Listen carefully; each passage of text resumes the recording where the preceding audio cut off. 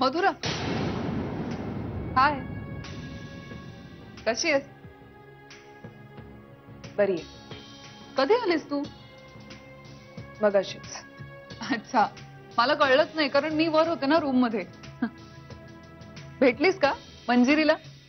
हो, आणि बाळाला? भेटले. किती गोड आहे ना बाळ, अगदी मंजिरीवर गेलाय. पण सगळे म्हणत होते नाक अगदी सत्यजित सारखं आहे. मधुरा, आता बघ ना, इतक्या अवघड परिस्थितीत इतकी सुदृढ आणि हसरी मुलगी जन्माला येणं देवाचेच आभार मानले पाहिजेत, नाही का? मंजिरीला भेटलीस म्हणजे स्वतःच्याच डोळ्यांनी तिचे होणारे हाल बघितलेच असशील, नाही का? नाही अगं, हे बघ मधुरा, मला एवढंच म्हणायचंय की तू अजिबात काळजी करू नकोस. कारण मी जोपर्यंत या घरात आहे ना, तोपर्यंत मी मंजिरीची आणि बाळाची संपूर्ण काळजी घेईन. तू इथेस म्हणूनच तर तिची जास्त काळजी वाटते. काय ग, कसला विचार करतेस एवढा? नाही, काय नाही, चल निघते. आणि हो, आता तुला पण काळजी घ्यायला हवी. काय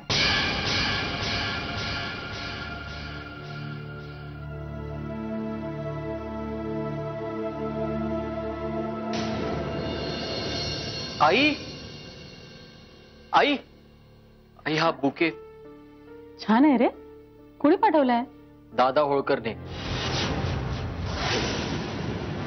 दादा होळकरने? हो, आणि सोबत हे बेस्ट विशेसचं कार्ड पण आहे. काय लिहिलंय? Welcome little princess in this world from your father's dearest friend दादा होळकर. आणि एक स्माइली आहे. आई, काय करू या बुकेचं? फेकून दे. विचारतोयस काय? सत्यजित कुठल्याही क्षणी घरी येईल, तो यायच्या आत फेकून दे. त्याच्या नजरेत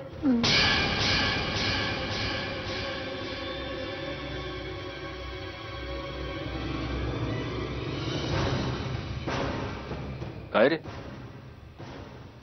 हा बुके कोणी पाठवलाय?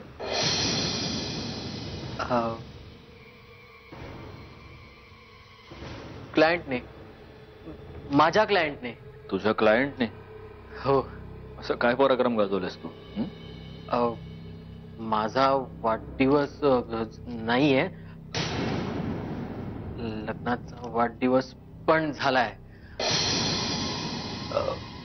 मी काका झालो ना, त्यासाठी पाठवलंय बुके.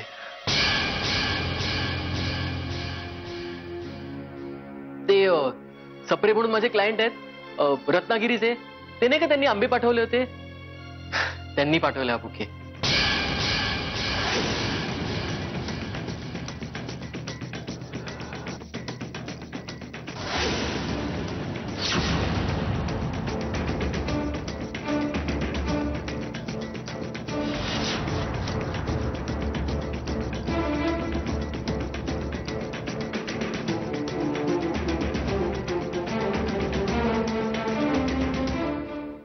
कार्ड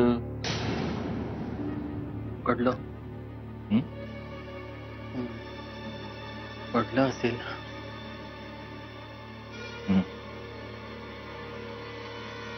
माझ्यातर्फे आभार मानतेस? हो, सांगतो मी. हो. आई, हं? बाळ झोपलंय ना? नाही, मगाशी उठली होती, फीड केलंय, झोपली.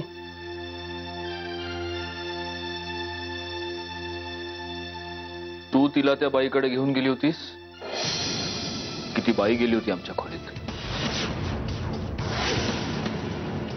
तुझे नियम कितीही मूर्खपणाचे असले तरी या घरात तेच पाळले जातात सत्या.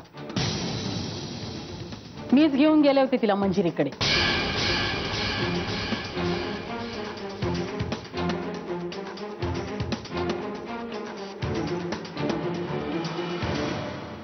आई, ते ना फेकून.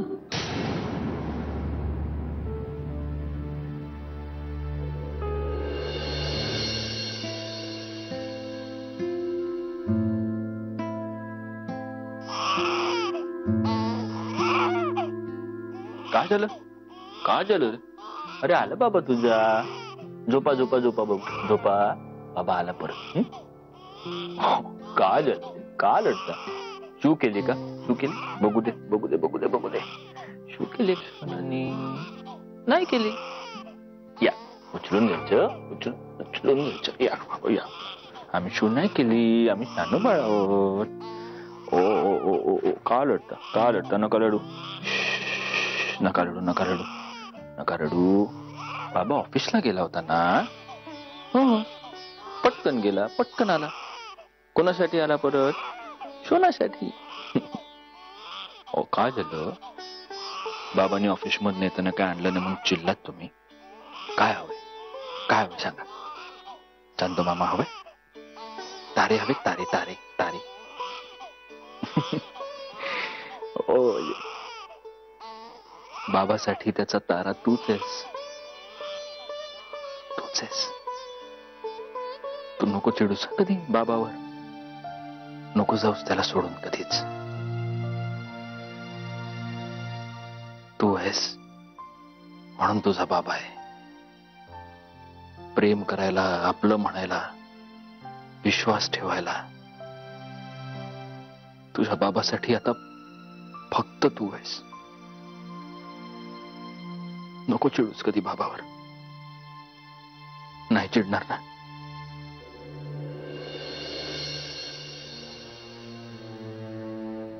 कारण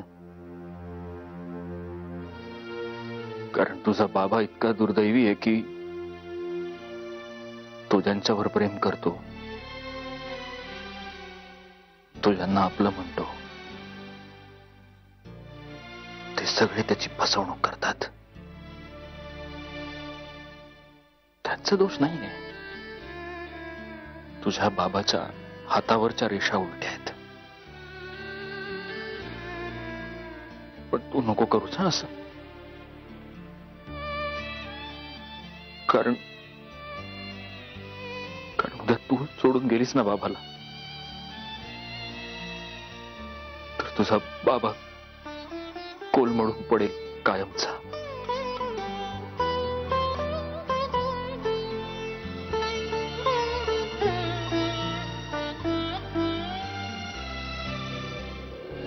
मी वचन देते तुम्हाला, तुमच्या विश्वासाला तडा जाईल असं मी कधीच काहीच नाही करणार. थँक्स. मला कधीच वाटलं नव्हतं मी कुणावरही इतकं प्रेम करू शकेन. स्वप्न अर्ध्यावरच मोडतात. नाही, हे नाही मोडणार. खात्री आहे मला. कारण इथे माझ्यासोबत तुम्ही आहात.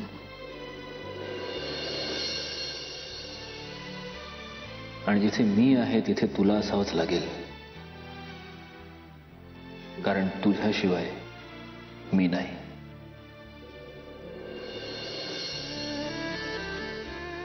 हे जग स्त्रीला दुबळं मानतं का?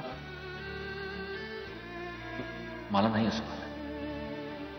उलट मला असं वाटतं की एका स्त्रीमुळेच एका पुरुषाला बळ मिळतं. तो कणखर होतो. निदान माझ्या आयुष्यात आलेल्या स्त्रियांना तरी मला हेच शिकवलंय.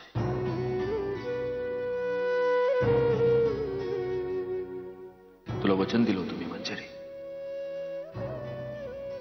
जगातला सगळ्यात चांगला नवरा बनवून दाखवेन. आणि आजही मी माझ्या शब्दावर ठाम आहे.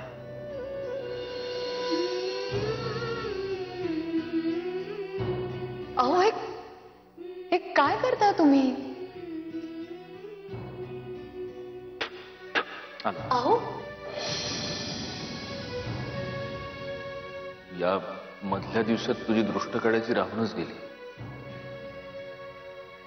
माझी चूक आहे, माझ्या लक्षातच नाही राहिलं. पण इथून पुढे अशी चूक नाही होणार.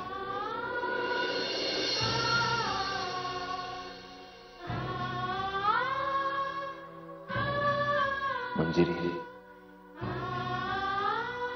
तुझ्या तुझ्यापर्यंत येणाऱ्या कुठल्याही संकटाला आधी माझा सामना करावा लागेल. तुला काहीच नाही होत येणार नाही.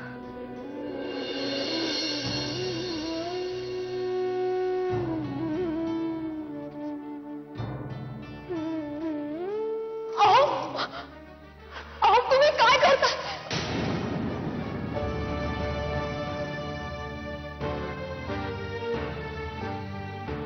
ही आहे तुझी नैना जाधव. ही आहे तुझी नैना जाधव. का का का असं केलंस माझ्या बरोबर? एवढं प्रेम केलं तुझ्यावर आणि तू खंजीर खुपसलास माझ्या पाठीत.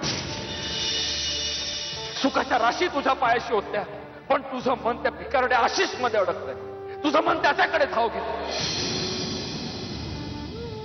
तू माझी परिस्थिती अशी करून ठेवलीस मंजिरी की मी ना धड तुझा जीव घेऊ शकत ना स्वतः जीव देऊ शकत.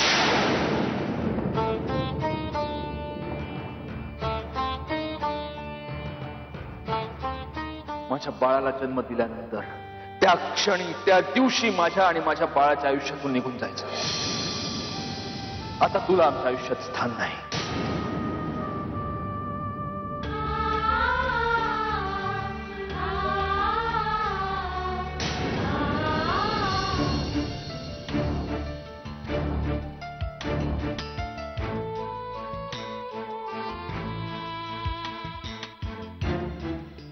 मंजिरी थांब.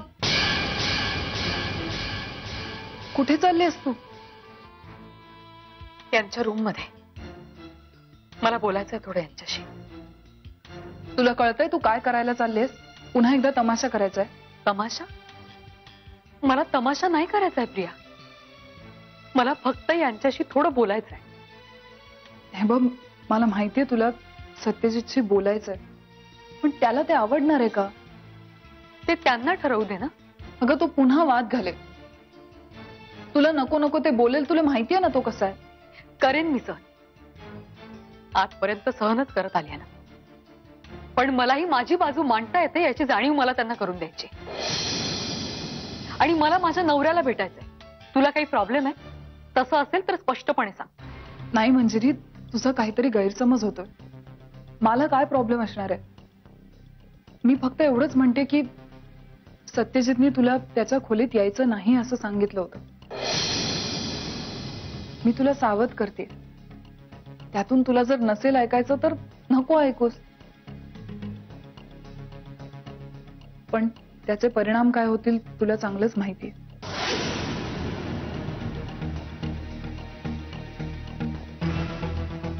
मंजिरी,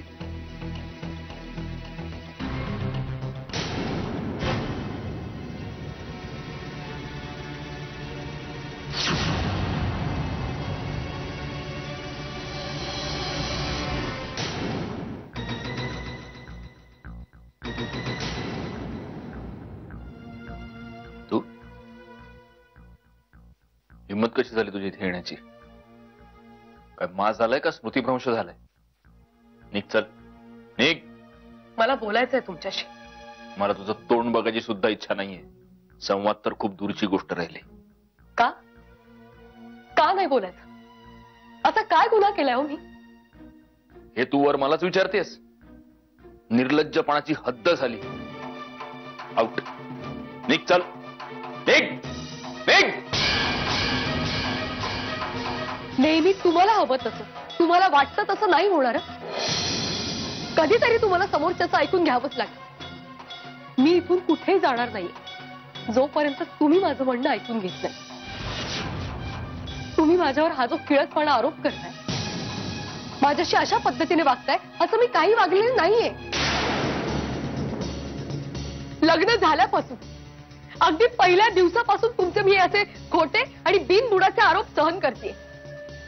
ते किती निरर्थक असले तरी मी सहन करते, कारण माझं प्रेम आहे तुमच्यावर. मला मान्य आहे सुरुवातीला अगदी 2-4 क्षुल्लक गोष्टी मी तुम्हाला नसतील सांगितल्या, पण याचा अर्थ मी तुमच्याशी प्रतारणा केली असं होत नाही ना. पण तुम्ही माझ्याशी जे वागताय ते भाकरीचा तुकडा चोरणाऱ्याला फासावर लटकवण्यासारखं झालं. हे बघा, तुमच्या कोटावर चिखलाचे डाग लावणारी मुलगी मी होते एवढंच खरंय. बाकी सगळ्या तुमच्या भ्रामक कल्पना आहेत. मला हे सगळं तुम्हाला तुमच्या तोंडावर स्पष्टपणे सांगायचं होतं आणि ते मी सांगितलंय. कारण दरवेळी तुम्ही आक्रस्ताळेपणा करून त्रागा करून तुम्हाला खऱ्या वाटणाऱ्या तुम्हाला पटणाऱ्या गोष्टीच मानत असता. पण कुणीतरी तुम्हाला हे सांगायची गरज आहे की तुमच्या कल्पनेबाहेर सुद्धा निराळं जग आहे. जसं तुम्ही मानता ना तसं नाहीये.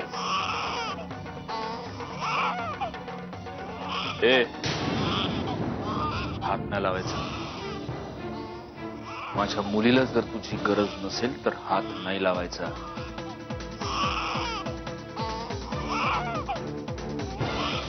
हो काय झालं? काय झालं सुना? रडायला काय झालं? बाबा आहे इकडे.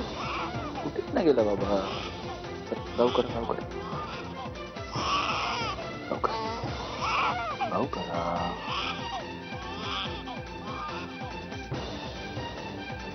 कसे आतापर्यंतची तुझी सगळी पापं एकीकडे आणि परवा तुझे केलंस ना ते एकीकडे.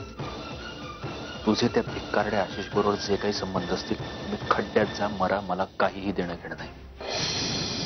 पण परवा तू माझ्या मुलीला घेऊन हॉस्पिटलमधून पळून गेलीस. रितसर किडनॅप केलं तुम्ही दोघांनी माझ्या मुलीला. तुला काय वाटतं मला तुमचे इंटेन्शन्स कळत नाहीत? माझ्या मुलीला ओलीस ठेवून पैसे उकळायचे होते तुम्हाला. सांग किती पैसे हवेत? सांग ना. डायरेक्टली विचारतोय. काय किंमत काय तुझ्या मातृत्वाची? सांग. बोल बोल बोल. किती पैसा फेकू तुमच्या तोंडावर म्हणजे तुम्ही पिछा सोडाल माझा आणि माझ्या मुलीचा? बोल ना. आणि हळू बोल. कारण तुझ्या बडबडीपेक्षा माझ्या मुलीची झोप महत्वाची आहे. तुम्हाला कळतंय का तुम्ही काय बोलताय ते? पैशाची गरज नाहीये मला. आणि असतीच ना तर माझ्या बाबांकडे चिक्कार पैसा आहे. तो घेऊनही मला निघून जाता आलं असतं. असं वागायची काय गरज होती मला? पण तसं झालं असतं तर तुझ्या बाबांना तुला सांगावं लागलं असतं ना की तू किती नीच आणि बाहेर खेळली असते. तुझ्या बाबांना तर असंच वाटतं की त्यांची मुलगी पातिव्रत्याचा पुतळा आहे. कसं आहे हे डावपेचं ना मला नको शिकवूस.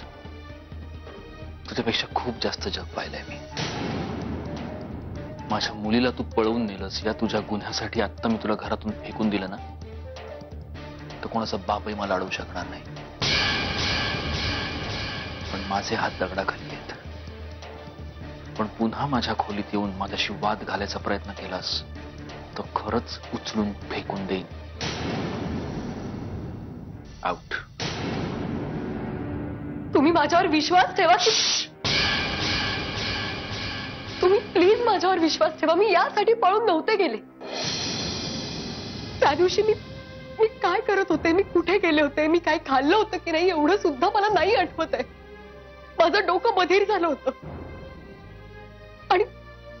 आणि तुम्हीच मला म्हणाला होतात ना की तुम्हाला माझं तोंडही बघायची इच्छा नाहीये म्हणून. मी आपल्या बाळाला घेऊन गेले कारण ती माझ्यावर अवलंबून आहे सध्या. तुम्ही हवं तर मधुराला विचारा. तुम्ही विचारा ना मधुराला की मी तिला म्हणाले होते तुमचं बाळ तुमच्यापर्यंत सुखरूप पोहोचेल म्हणून. आणि हवं तर त्यानंतर मी माझं तोंड तुम्हाला कधी दाखवणार नाही. मंजिरीला मधुरा साक्ष म्हणजे उंदराला मांजर साक्ष. सत्या बाज झालं. पुरे झालं. तू का तिच्या जीवावर उठलायस रे? तुला पण सांगायला हवं का आता? घरात इतरांना अक्कल नाही ती नाहीस तुलाही नाही. अगं झोपले नाही ती काय तमाशा चालवलाय तुम्ही?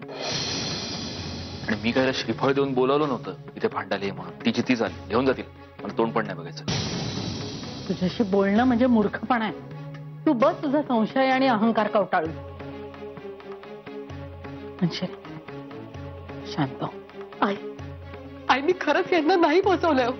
मी कुणालाच नाही पोचवलंय. अगं हो बाळा, हो बाळा, हो मला माहितीये, मला माहितीये.